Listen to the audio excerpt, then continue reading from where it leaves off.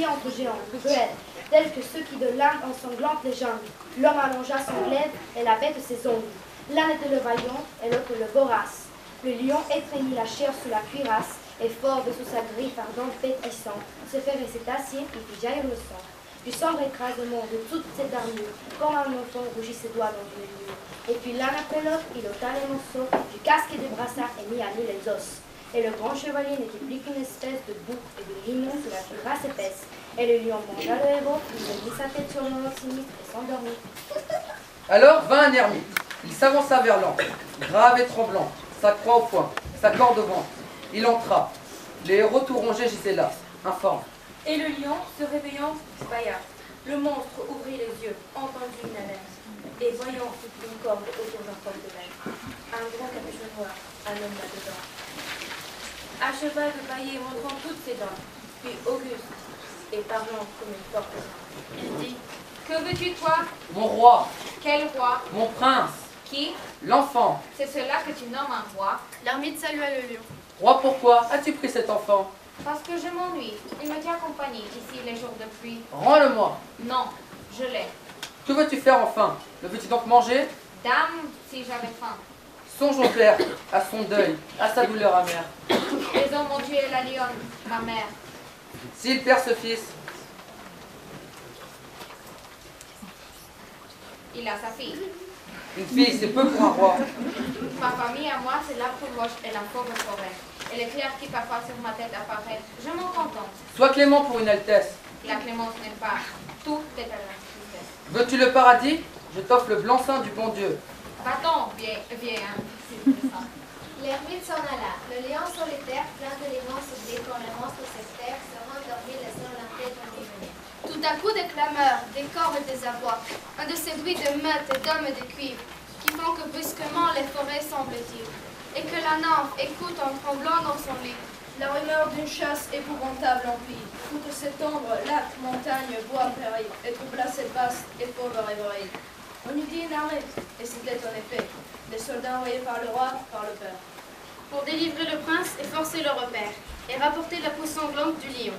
Les soldats avaient fait un repas copieux, étaient en bon état, armés d'arcs et d'épées. Et tous étaient des gens éprouvés et vaillants. Le lion entendait tous ces bruits malveillants, car il avait ouvert sa tragique paupière. Mais sa tête restait paisible sur la pierre, et seulement sa queue énorme remuait.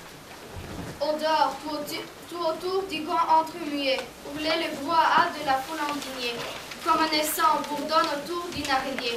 La troupe, à coups de hache, abattait les forêts. Les soldats avançaient, l'un sur l'autre serrés. Et les archers tendaient sur la corde les flèches. On fit silence. À force sur les feuilles sèches, on entendit les pas du lion, s'il venait. Tous observaient, le poing sur l'arc ou sur la pique, cette tranquillité sombre de l'ombre épique. Tout à coup apparut la face formidable. On vit le lion. Tout devint inabordable sur le champ et les voix parurent agrandies. Ce fut un hurlement parmi les plus hardis. Mais puis en ce frémissement, de vaillants archers tirent. Et sur le grand lion, les flèches s'abattirent. Un tourbillon de dards prit là. Le lion, pas plus que sous l'orage, au sanité lion, de se meuvant, fronça son poil et grave, austère, secoua la plupart des flèches sur la terre. Et ces hommes, troublés d'être en un pareil lieu, doutaient s'il était monstre ou bien s'il était Dieu. Les chiens muets cherchaient l'abri des fers de lance. Alors, le fier lion poussa dans ce silence, à travers les grands bois et les marais dormants, un de ces monstrueux et noirs rugissements qui sont plus effrayants que tout ce qu'on vénère et qui font qu'à demi réveiller le tonnerre, dit dans le ciel profond. Qui donc donne là-bas? Tout fut fini. La fuite emporte les combats, comme le vent la brume. Et toute cette armée, dissoute aux quatre coins de l'horizon semé, s'évanouit devant l'horrible grondement. Tous chefs, soldats, ce fut l'affaire d'un moment. Disparurent, tremblants, rampants, perdus, cachés. Et le monstre cria: Montez forêt, sachez qu'un lion libre n'est plus que 1000 hommes esclaves. Il monta sur le mont, se dressa sur la cime, et reprit la parole, et comme le semeur jette sa graine au loin, prolongea sa clameur, de façon que le roi l'entendit dans sa ville. Roi, tu m'as attaqué d'une manière vive. Je n'ai point jusqu'ici fait mal à ton garçon, mais roi, je t'avertis par-dessus l'horizon que j'entrerai demain dans ta ville à l'aurore, que j'apporterai l'enfant, vivant encore, que j'invite à me voir entre tous tes valets, et que je mangerai ton fils dans ton palais. Le lendemain, on vit dans la ville ceci: l'aurore, le désert, des gens criant merci. Fuyant, face des proies bien vite disparus. et le vaste lion qui marchait dans les rues. Le blême peuple était dans les caves écarts. À quoi bon résister, pas un homme au rempart. Les portes de la ville étaient grandes ouvertes, vers le palais chargé d'un dôme d'or massif. Le lion à pas lents s'acheminait pensif. Encore tout hérissé des flèches dédaignées. Une écorce du chêne à des coups de cognée. Mais l'arbre n'en meurt pas. Et sans voir un archer, grave, il continuait d'aller et de marcher. Et le peuple tremblait, laissant la bête seule. Le lion avançait, tranquille, et dans sa gueule, effroyable, il avait l'enfant évanoui. Un petit prince est-il un petit homme? Oui, et la sainte pitié pleurait dans les ténèbres. Le doux captif, livide, entre ses crocs funèbres, était des deux côtés de la gueule pendant, pâle. Il n'avait pas encore un coup de dent.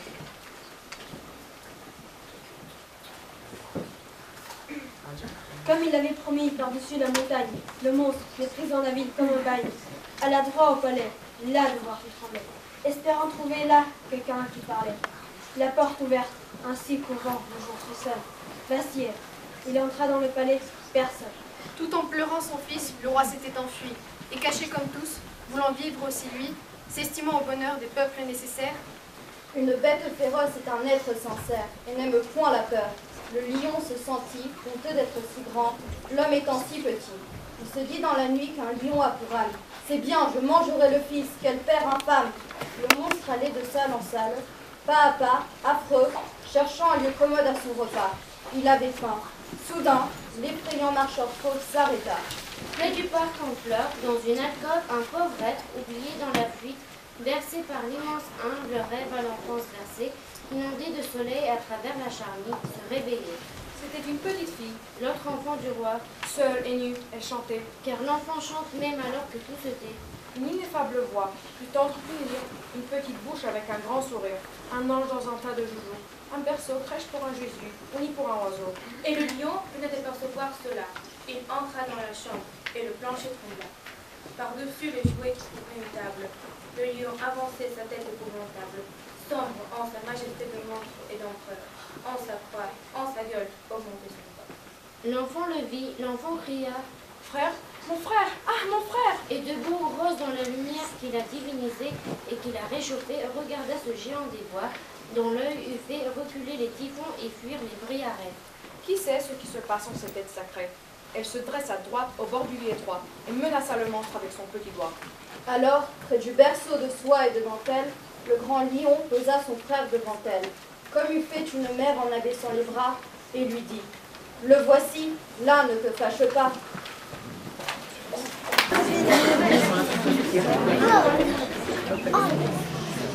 Extrait des mémoires de Sarah Bernard, 1907.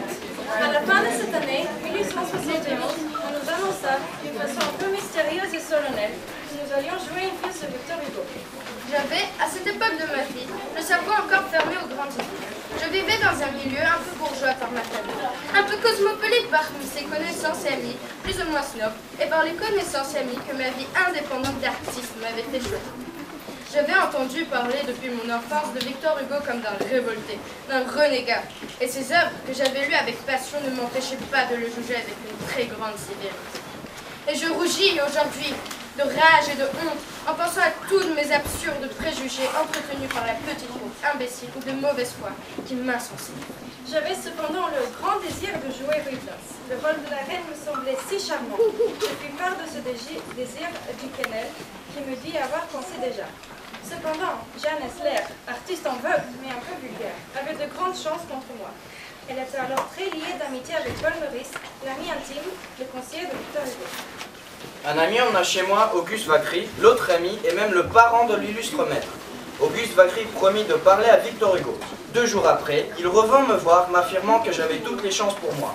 Puis Geoffroy, l'artiste admirable retiré de la comédie française et appelé à jouer dans sa luste, avait dit, paraît-il, qu'il ne voyait qu'une petite reine d'Espagne de porter la couronne, moi. Sa lecture fut annoncée pour le 6 décembre 1871, à 2h, chez Victor Hugo. J'étais tellement gâtée, tellement adulée, encensée, que je me sentis blessée par ce sans-gêne d'un homme qui ne daignait pas se déranger et inviter des femmes à venir chez lui, alors qu'il avait un terrain neutre, le théâtre, fait pour l'audition des pièces.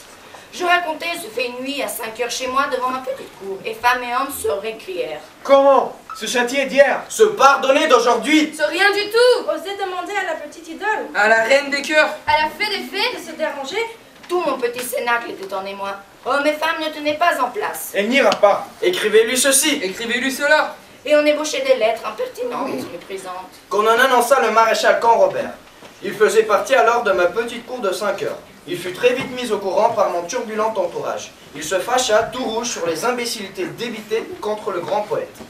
Vous ne devez pas aller chez Victor Hugo, qui n'a, ce me semble, aucune bonne raison pour se dérober aux usages établis. Mais prenez l'excuse d'un malaise subi et croyez-moi, ayez pour lui le respect qu'on doit au génie. Je suivis le conseil de mon grand ami et voici la lettre que j'envoyais au poète.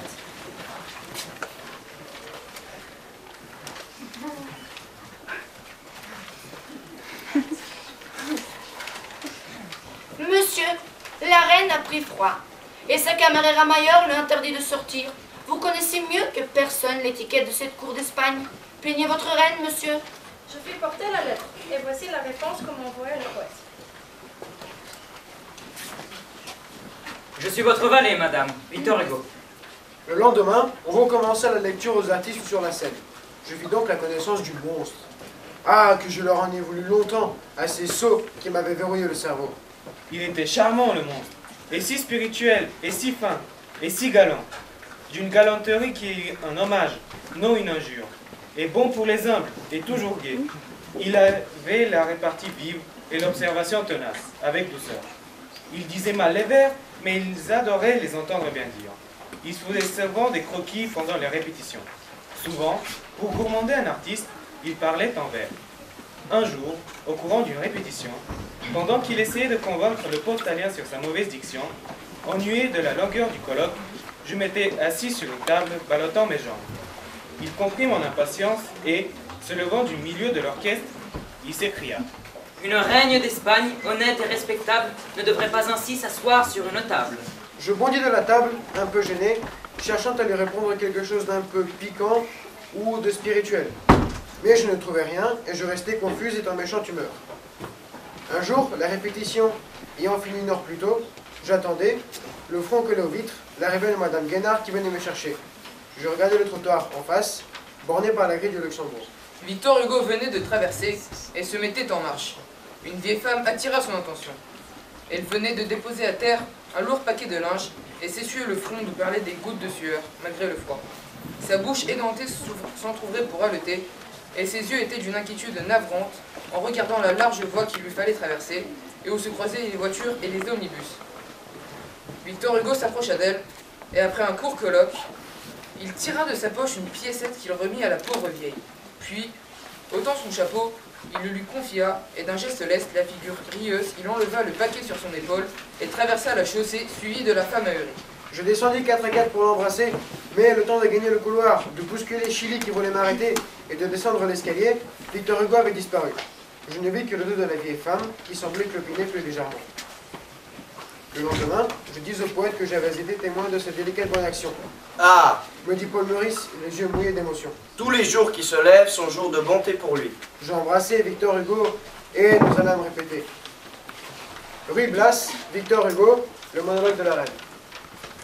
Oh, cette main sanglante empreinte sur le mur. Il s'est donc blessé. Dieu! Mais aussi c'est sa faute. Pourquoi vouloir franchir la muraille si haute? Pour m'apporter les fleurs qu'on me refuse ici. Pour cela, pour si peu s'aventurer ainsi. C'est au point de fer qu'il s'est blessé sans doute. Un morceau de dentelle y pendait. Une goutte de ce sang répandu pour moi vaut tous mes pleurs. Chaque fleur qui se pend, je vais chercher les fleurs. Je promets de m'enduire dans l'abîme de l'Est. Il n'est plus retourné, je retourne sans cesse. Mais lui, voilà 3 jours qu'il n'est pas revenu, blessé. Qui que tu sois, ô jeune homme inconnu, toi qui me voyant seul et loin de ceux qui m'aiment, sans rien me demander, sans rien espérer même, viens à moi, sans compter les périls où tu cours. Toi qui verses ton sang, toi qui risques tes jours, pour donner une fleur à la reine d'Espagne. Qui que tu sois, ami dont l'ombre m'accompagne, puisque mon cœur subit une inflexible loi, sois aimé par ta mère et sois béni par moi. Oh, sa lettre me brûle. Et l'autre, l'implacable dans sa lutte. Le sort me protège et m'accable. En même temps qu'un ange, un spectre affreux me suit. Et sans les voir, je sens s'agiter dans ma nuit. Pour m'amener peut-être à quelque instant suprême. Un homme qui me hait, près d'un homme qui m'aime. L'un me sauvera-t-il de l'autre? Je ne sais. Hélas, mon destin flotte de bons opposés. Que ce faible règne et que ce quelque chose. Prions. Secourez-moi, madame, car je n'ose élever mon regard jusqu'à vous. Oh mon Dieu, la dentelle, la fleur, la lettre, c'est du feu. Vierge astre de la mer, vierge soir de la Cette lettre, elle est là qui m'attire. Je ne veux plus la lire. Oh, reine, je vous aime.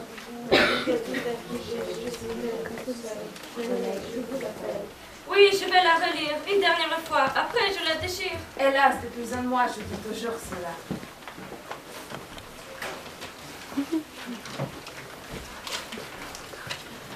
Madame, sous vos pieds dans l'ombre, un homme est là, qui vous aime perdu dans la nuit, qui le voile, qui souffle, vers de terre amoureux d'une étoile, qui pour vous donnera son âme s'il le faut, et qui se meurt en bas quand vous brillez en haut.